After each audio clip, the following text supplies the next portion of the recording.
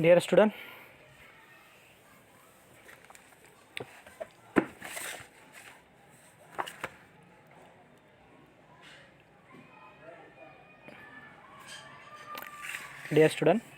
Land ecology.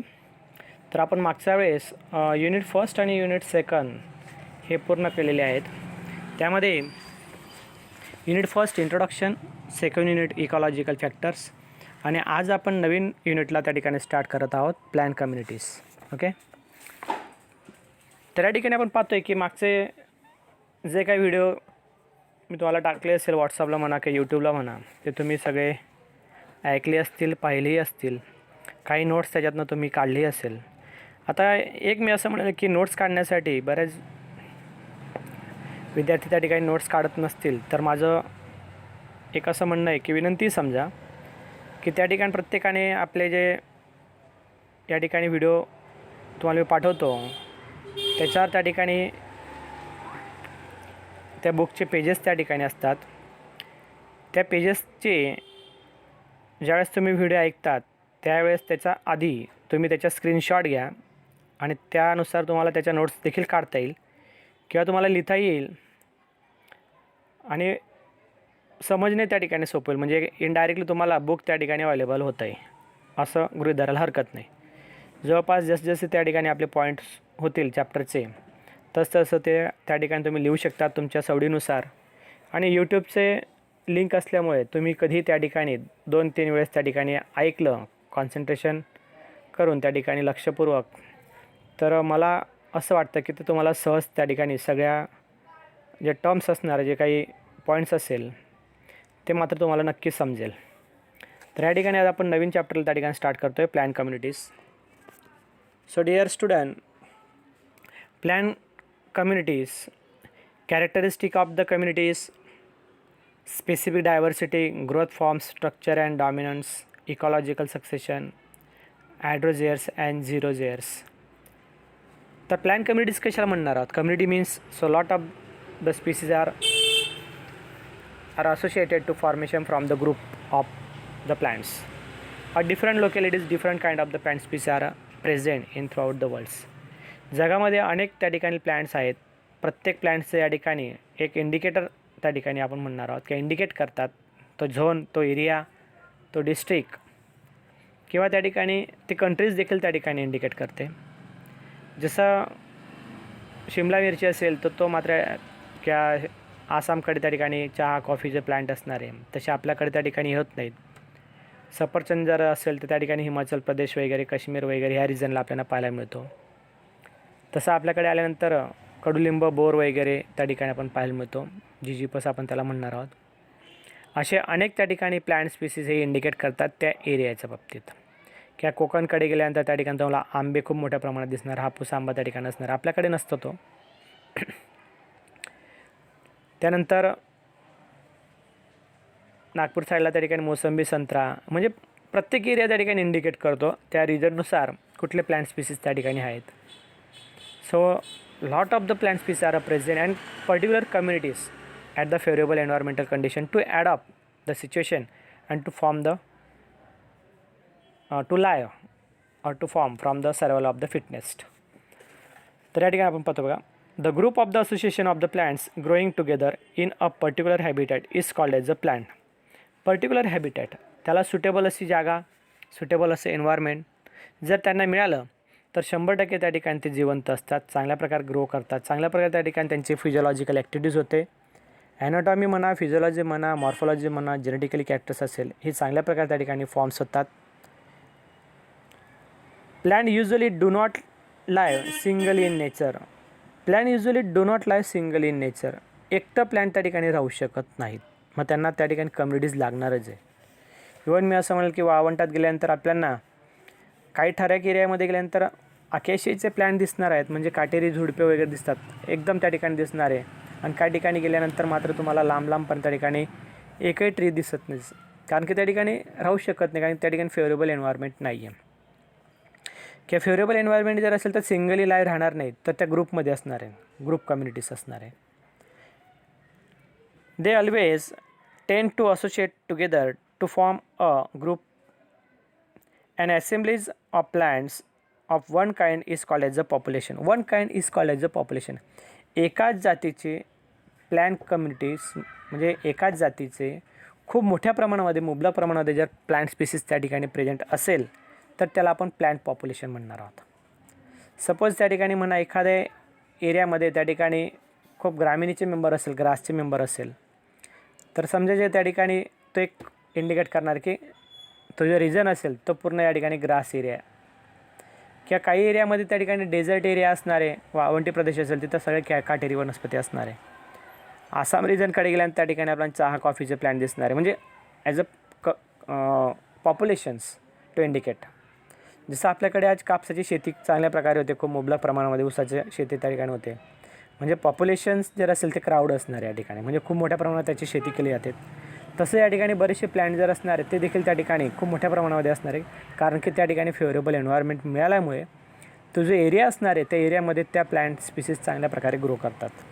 म्हणून त्या ठिकाणी त्यांच्या त्या प्लॅन्टचं पॉप्युलेशन हे वाढलेलं असतं. In general, several plant populations live together, such as aggregations of plant having mutual relationship among themselves is called as a plant community. Mutual relationship, aggregation of the mutual relationship.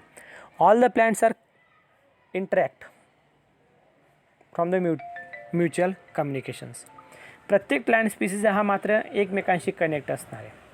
म्हणजे उदाहरणार्थ आपण असं म्हणतो की या ठिकाणी जर एखाद्या एरियामध्ये त्या ठिकाणी ते प्लॅन वाढत असेल तर त्याच्यासोबत त्या एरियामध्ये त्या जिनसचे स्पीसीज आपल्या त्या जिनसचे त्या ठिकाणी खूप स्पीसीज त्या ठिकाणी आपल्याला सापडतात.